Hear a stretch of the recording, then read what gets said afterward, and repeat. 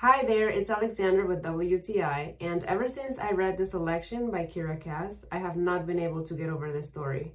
The Selection is the first book of a trilogy by Caste. It is a young adult romance story, and basically the story is about 35 young girls that are selected to go to their nation's castle in the hopes of becoming the prince's future wife. In other words, in hopes of becoming the future queen. The Selection is a very easy to read and fast-paced book. However, it has substance. And one thing that I learned reading The Selection is that we cannot judge people based on their appearances, as everybody has their own story, and that is what happens with every single character in this story.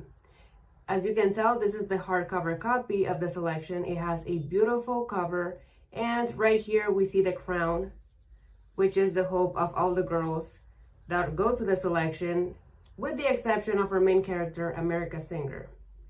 And this was my point of view.